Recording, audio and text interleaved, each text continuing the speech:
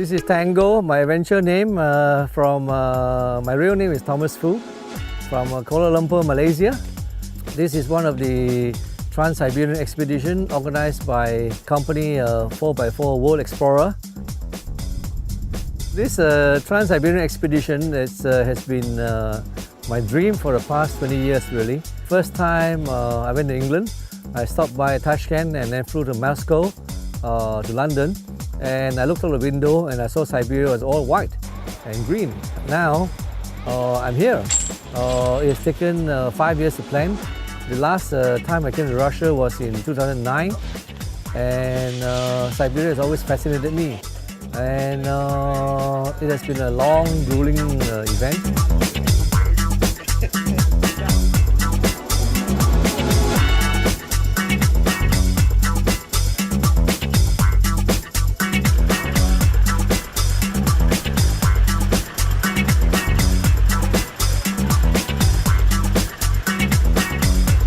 Good morning, how are you? This is a fine day. We are just refueling in Ulaanbaatar, Mongolia.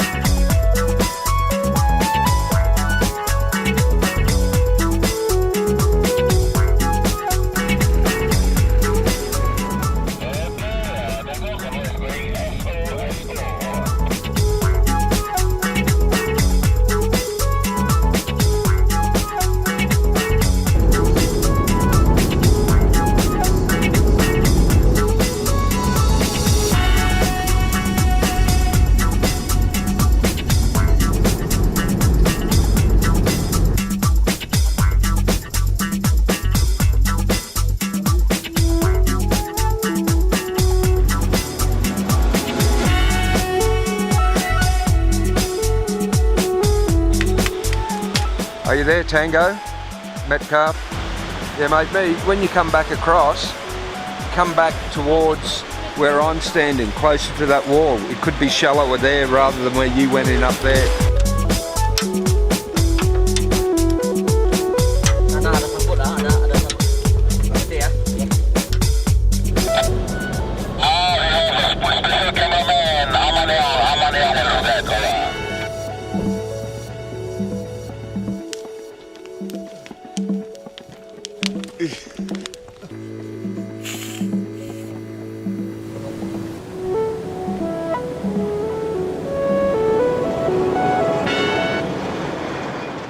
Well, I've got good news.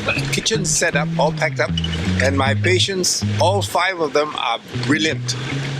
So we're going to have a lovely wet day, and I wish you all the best.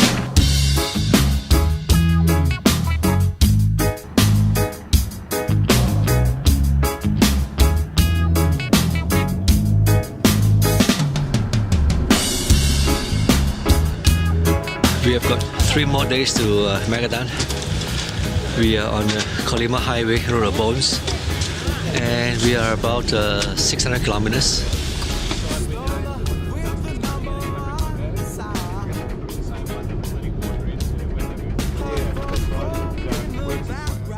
We have been this glorious campsite you see is just a gem in the middle of nowhere. We have traveled yesterday about 500 kilometers on road construction, and it was all black lava soil, and this is probably the only piece of dry area left because it was raining all day last night. In Siberia, water is really scarce. In fact, it's easier to buy fuel than water.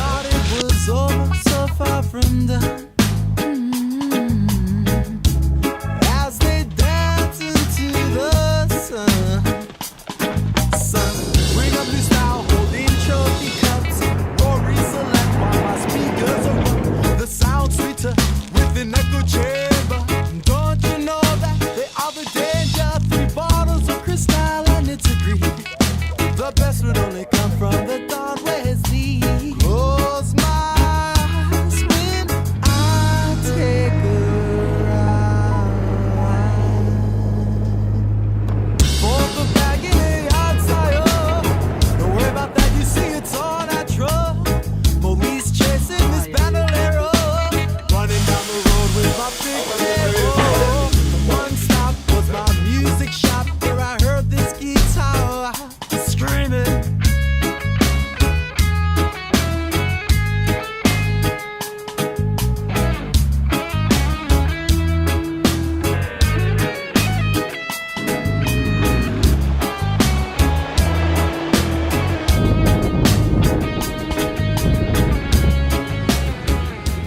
the heating central station of this town exploded.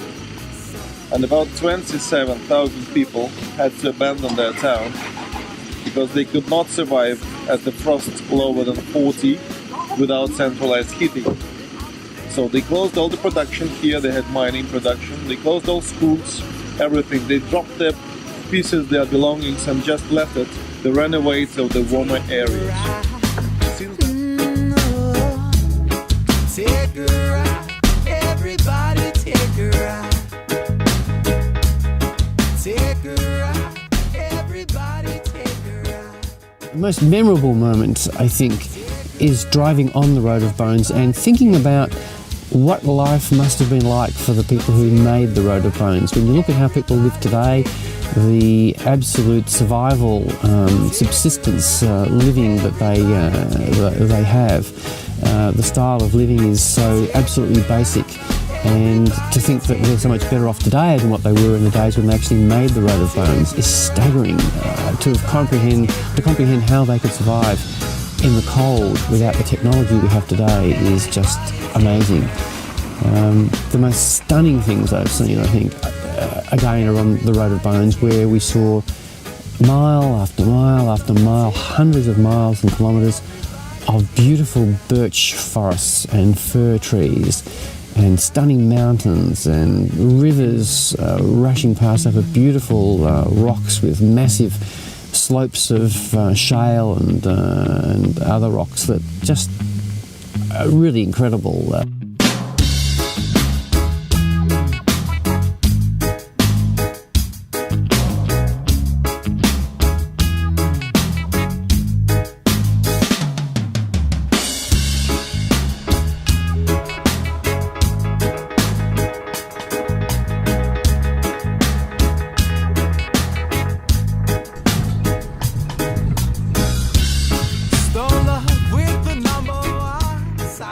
Yeah, we've struck a bit of weather. I've never driven in snow. You guys down in Victoria have, but it's all new. The roads are very greasy and icy.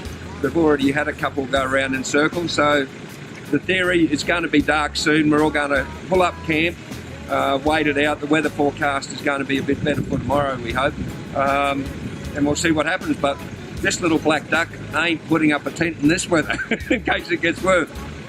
They will go and see. It's a village with the population about 2,000 people, quite big one. They should probably have some club. And if so, if it's possible to lease this club, to sleep in the night in the club, in the cinema hall or something. Okay. Or we go all together there. Yeah, we all together. No, they go first. They go first and we slowly follow them. But secure, but we meet them. Careful, The best would only come from the dawn where it's deep. Close my eyes when I take a ride. Somehow we just counting the hours to go through, and now we're still alive. We are still in one piece. This is Aldan Plateau, which is from 1,000 to 1,300 meters above sea level, and normally you cannot predict the weather in this plateau. So you see we have plenty of snow. Maybe in 2 hours when the sun will rise it will be all melted, but you never know, maybe it will start snowing again. And we expect raining in 150-200 kilometers ahead, but you also never know because this is unpredictable in this area. Have fun.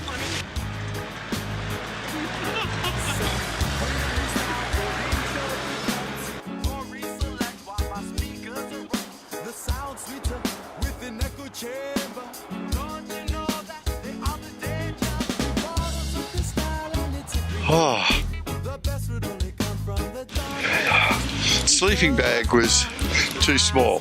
couldn't get right inside it. Bit chilly. Breathing sub-zero air. Not good for the